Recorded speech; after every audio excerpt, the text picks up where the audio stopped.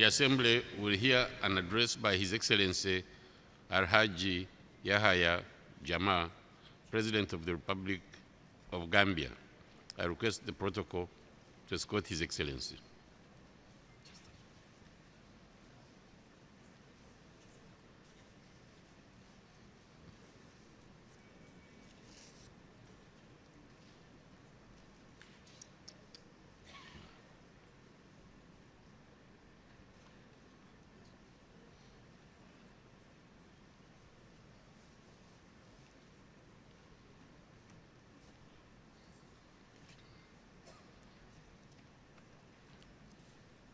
On behalf of the General Assembly, I have the honor to welcome to the United Nations His Excellency Alhaji Yahya Jammeh, President of the Republic of Gambia, and to invite him to address the Assembly.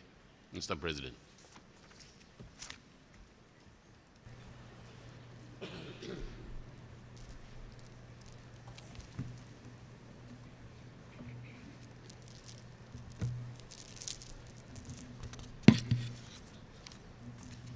أعوذ بالله من الشيطان الرجيم بسم الله الرحمن الرحيم الحمد لله رب العالمين الحمد لله رب العالمين الحمد لله رب العالمين. Your Excellency, Mr. Sam Kutesa, President of the 69th Session of the United Nations General Assembly, Mr. Ban Ki-moon, Secretary General of the United Nations, Your Majesties, Your Excellencies, Your Highnesses, distinguished heads of state and government, distinguished delegates, ladies and gentlemen. Thanks be to the Almighty Allah for giving me another opportunity to address this global body at a time that human civilization is teetering on the brink of a major catastrophe. But before going further on this, let me convey our warm felicitations to you, Mr. President, on your election to the presidency of the 69th session of the United Nations Assembly. Whilst wishing you success, I would like to assure you of the support and cooperation of Gambia during your tenure of office as President of the Assembly. I would also like to commend your predecessor, His Excellency, Mr. John William Ash, for his able stewardship as President of the General Assembly. Mr. President, it is a well-known fact that injustice, inequities, exclusion, and greed all contribute to the creation of international tensions that could lead to catastrophic consequences, conflicts, wars, death, and destruction. Today, we witness lamentable inertia on the part of the United Nations as powerful member states take undue advantage over weaker members, as unjust economic and financial sanctions are imposed on other member states, others bullied and their natural resources looted, or worse, waged against others simply in the name of democracy, freedom, and regime change. All of these are false pretenses. This is not the scenario that those noble and distinguished gentlemen, founders of the United Nations and its charter, envisage. What these great founding fathers of the United Nations over half a century ago intended was a world body committed to promoting the principles and ideas of peace and security, advancing the cause of justice and equality, freedom for all and respect for the sovereignty and the territorial integrity of states, rich or poor, black or white, big or small, as well as respect for the social, spiritual, religious, and cultural values of all peoples. Therefore, to uphold the founding principles of the UN Charter, member states must avoid the promotion of all forms of aggressions, confrontations, and creating dangerous tensions by exercising maximum restraint in the pursuit of their individual, or collective national interest at the expense of others. In fact, the pursuit of one's interest at the expense of the legitimate interests and security of others is criminal. Invariably, when major tensions erupt into conflicts or wars, the world economy as a whole suffers with major disruptions or reversals in developing countries. This had been evident in the wake of past regional or international conflicts, when oil prices, for example, surged, with the developing countries bearing the brunt of the debilitating consequences. In short, the UN must not be seen as a prejudicial, but rather an all-embracing global body that stands for the interests not only of the powerful few, but for all its member states. Mr. President, the Gambia acknowledges with satisfaction Rio Plus 20 outcome document, the future we want, and the resulting establishment of Open Working Group, OWG, on Sustainable Development Goals and associated consultative fora, including the Africa Regional Consultations on the Sustainable Development Goals. While the Gambia appreciates the proposal of the Open Working Group on the post-2015 development framework, it is hoped, however, that the goals and targets so far outlined will reflect an integrated and transformative agenda which should ultimately build upon the gains made from the implementation of the MDGs in order to fully address the many difficult challenges we face today. It is in this connection that we welcome the choice of the theme for this session, namely, quote, delivering on and implementing a transformative post-2015 development agenda, unquote. This theme is indeed pertinent and timely as it gives fresh impetus to our ardent desire to identify a set of global priorities to steer the international development agenda once the MDGs expire at the end of 2015. But in launching this new initiative for transformative change, we must not allow novelty to mask any shortcomings of the MDG experiment. There is need to take stock of the MDG's achievements and failures, and indeed renew support to those developing countries, particularly the least developed, landlocked, and island developing countries that may still have difficulties in meeting their critical MDG targets before the end of 2015. Mr. President, at a time when the world is facing multiple and complex challenges, there is need to pay attention to the commanding role the UN should be playing in advancing international peace and security, justice, and the fundamental rights and freedoms of all peoples. The attainment of post-2015 Sustainable Development Goals would be elusive unless the United Nations begin to execute its core mandate in earnest and exercise its commanding role in dealing with a host of local and international crises that are disruptive to development. A few current issues stand out on which the UN is yet to be seen playing a leading role. First, Ebola, a deadly hemorrhagic fever that has claimed more than 2,000 lives in West Africa, mostly in the severely affected countries of the Republics of Guinea, Sierra Leone, and Liberia. The World Health Organization has warned that if no major efforts are made immediately, more lives would be lost and the economies of these countries would come under serious strain. Already, the World Bank and the IMF have projected that due to disruptions in the labor force and productive sectors of the economies of these countries, declines in their respective economic growth could range from 1.3 to 3.5 percentage points if current conditions remain unchecked. For these affected countries, all development efforts are now on hold as they grapple with this contagious and deadly disease. So far, it is encouraging that the United States government has committed, rather belatedly, some amount of funds and military assets to curb the spread of this disease. This gesture is more than just humanitarian aid.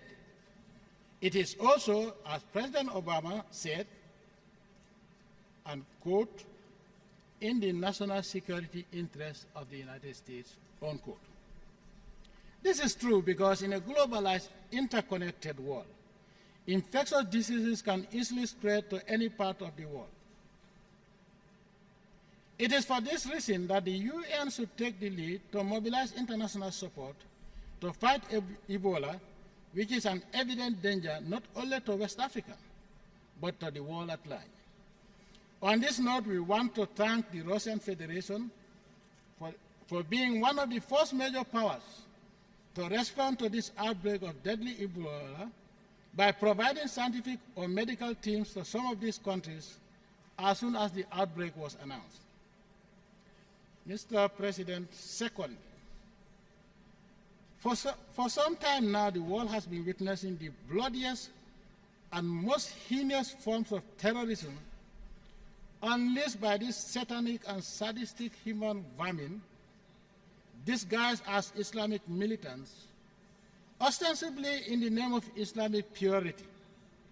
But in reality, these sons of infamy and their shameless and deceitful claims of devotion to the peaceful and noble religion of Islam are in fact an insult to not only all true Muslims, but to our Prophet sallallahu alaihi wasallam and humanity in general.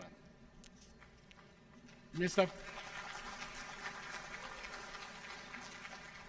President, before the emergence of Mujahideen in Iran and later in Afghanistan in the 1980s, a movement subsequently associated to Islamic terrorism by Western mainstream media in total disregard for its creation and sponsorship by Western powers to fight proxy wars against the Islamic Revolution in Iran and the Soviets in Afghanistan on their behalf, there existed no Islamic terrorism before them.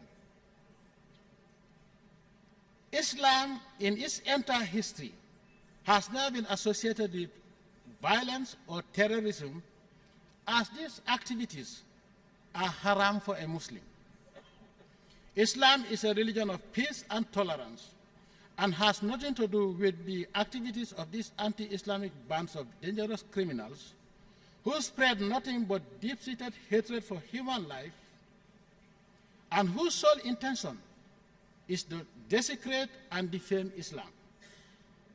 Consequently, these serial and treacherous hate groups cannot be associated to Islam, as our Islamic religion is pure and unique, cannot therefore be classified into any varying degrees like moderate Islam, democratic Islam, extreme Islam, or violent Islam.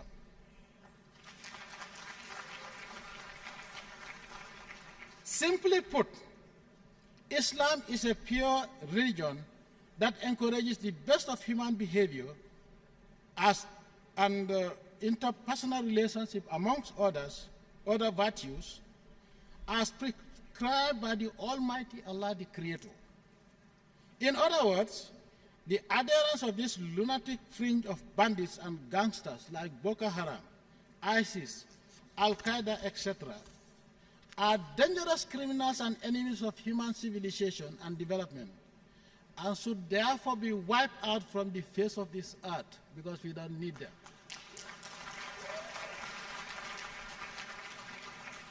Thirdly, Mr. President, the situation in the Middle East remains highly volatile, and the UN has been watching the cycle of violence in the region rather helplessly. In the most recent conflict between the Palestinians and Israelis, about more than 2,000 people from Gaza, mostly women and children, died at the hands of the Israeli army, and about 70 Israelis, all of them soldiers except for 3 children, lost their lives. Despite repeated calls for restraint by the international community, The continuing expansion of Israeli settlements on Palestinian land is unacceptable, and as it undermines any prospect for a two-state solution. The U.S. government has been playing very strategic and useful mediating role in the past, but the UN now must take up its commanding role in seeking a peaceful settlement that is just and durable and acceptable to all the members of the United Nations. Fourthly, as part of its core mandate in promoting global peace and security and greater understanding among peoples of different backgrounds and cultures, the UN must do more to advocate a culture of peace and tolerance and understanding not only among the world's great religions, but also among member states themselves.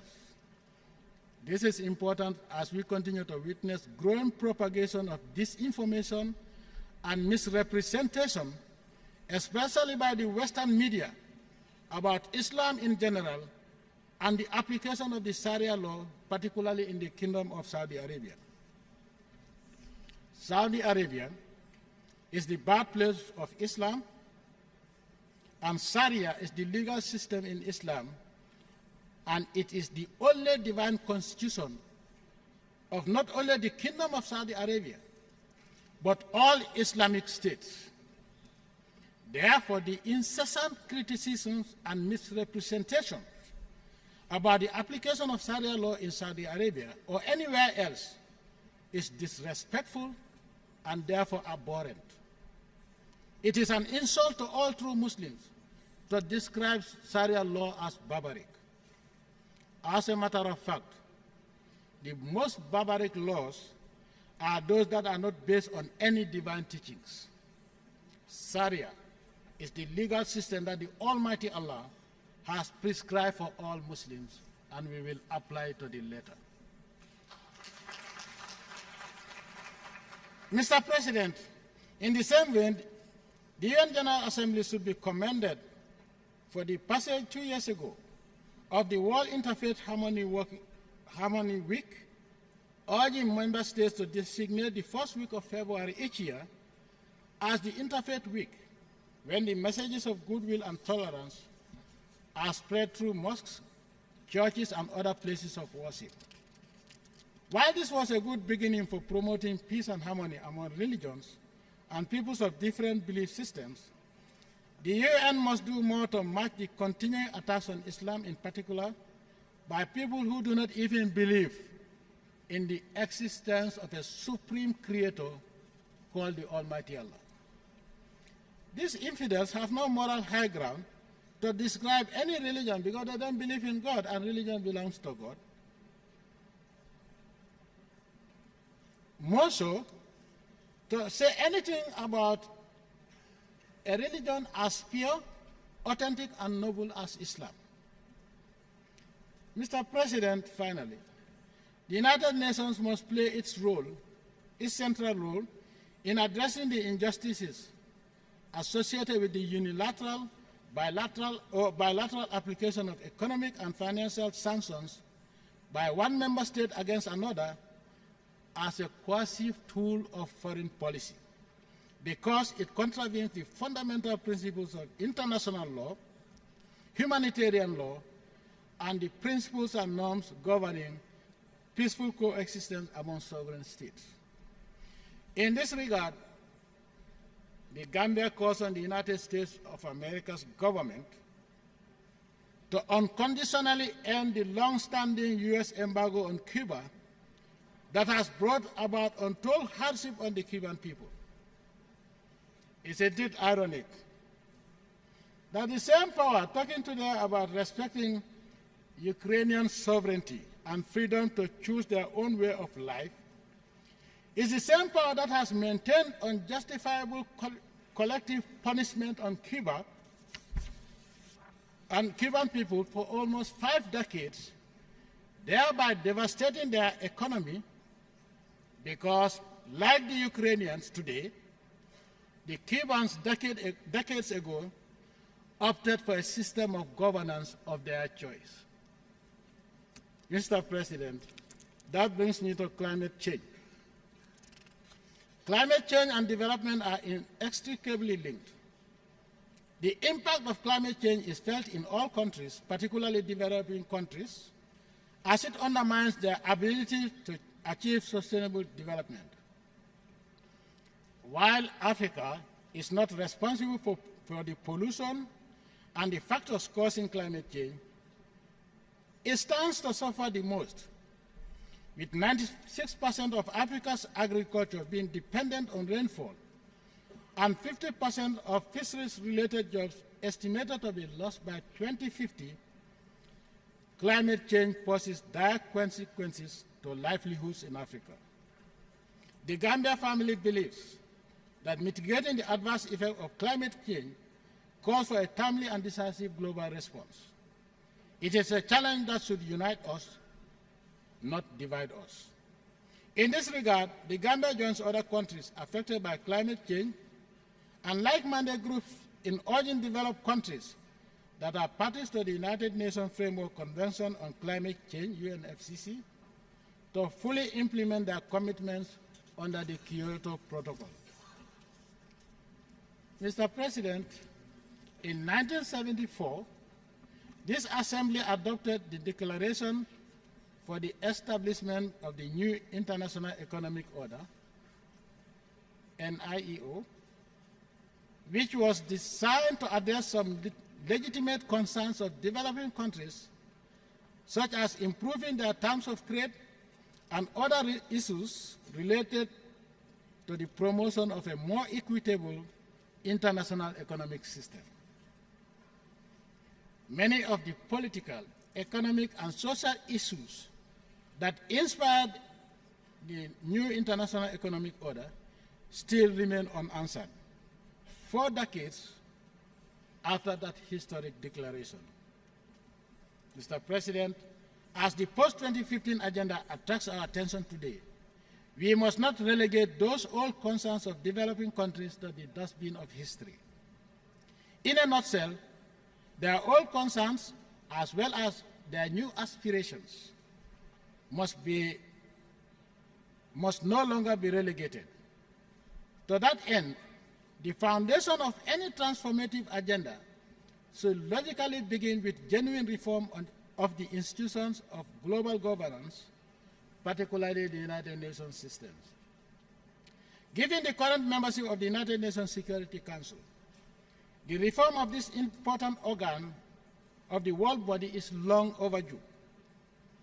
We African leaders have for a very long time been calling attention to restoring the effectiveness and the legitimacy of the UN by allocating 2 permanent seats with full veto powers, as well as 2 non-permanent seats on the Security Council to reflect current geopolitical realities.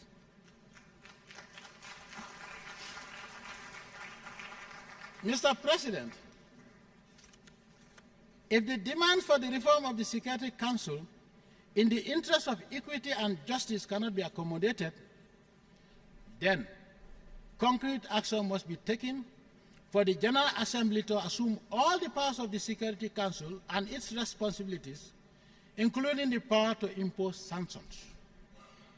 Under this arrangement, all decisions of the UNGA would have been voted for by all members and endorsed by the majority of its membership, thus ensuring a more democratic and transparent global body called the UN. Mr. President, on a final note, I want to call the attention of the UN General Assembly and the Security Council to the very frequent and mysterious sinking, capsizing, etc., of boats carrying mostly black African migrants looking for greener pastures in the West, only to end up in body bags on European shores. Strangely enough, those countries that pretend to love Africans so much that they are always preaching to African leaders about good governance, the rule of law, and respect for human life and rights, have been apparently eerily quiet about the very dangerous, racist, and inhuman behavior of deliberately causing boats carrying black Africans to sink, only to select a few lucky ones to be rescued and sent to concentration camps called asylum seekers camps. These camps are as bad as Nazi concentration camps, and nobody, country or human rights institution in the West has ever raised the alarm to this genocide in the 21st century.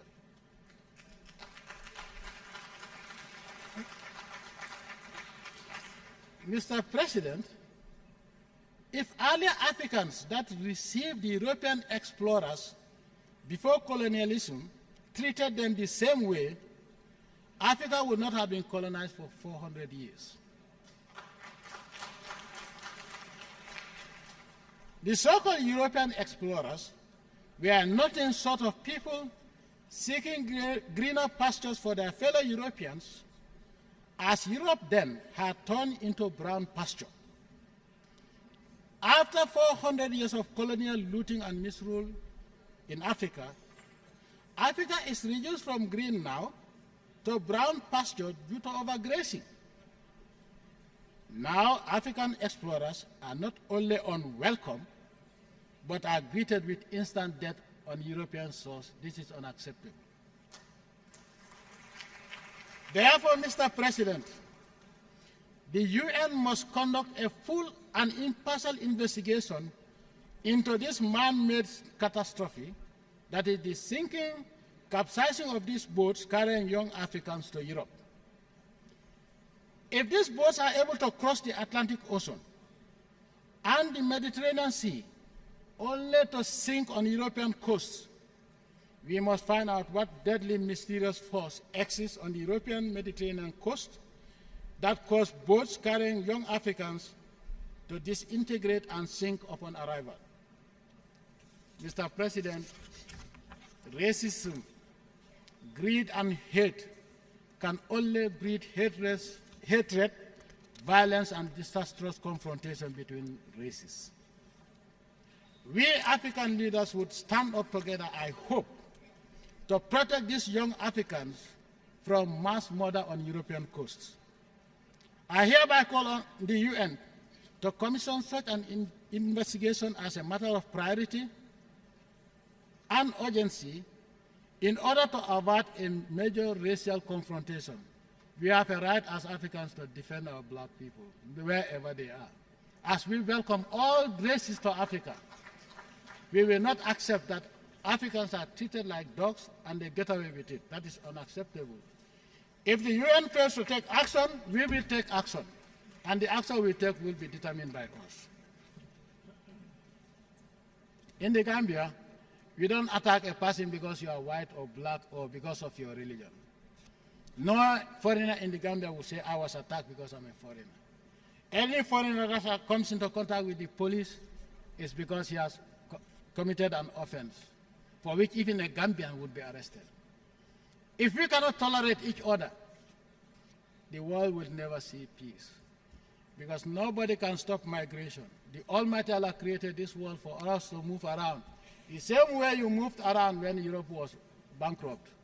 You came to Africa for 400 years. We never killed you.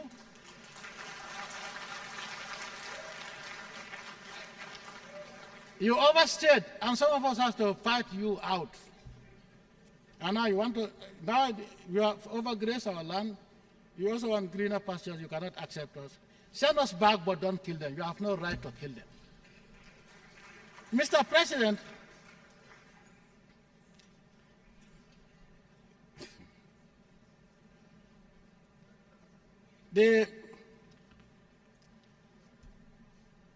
for the Gambia, out of hundreds of European explorers that came to the Gambia in those days, only one European died on the river Gambia over a span of 400 years. Today, over a span of 5 years period, more than 500 Gambians have lost their lives on European coasts. This is unacceptable. Enough is enough, and the UN must intervene and intervene quickly, or else we will all live to regret our failure to take appropriate action at the right time. Mr. President, geopolitical realities have changed.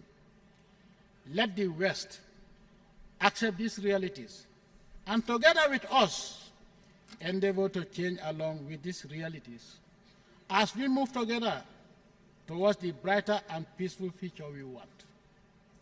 So-called military superpowers should know that humanity would be returned to pre-Stone Age if they are reckless enough to unleash World War III. Mr. President, you cannot have your cake and eat it anyhow you please, and at the same time dictate to others how, when, and where they should eat their cake. In the 21st century, humanity needs only superpowers of peace and development, and not the medieval Europe type of warmongers. We can't accept. Why can't we accept the diversity of the human race and its attendant diversity in culture, religion, and way of life as each diverse group deems fit? I thank you for your attention.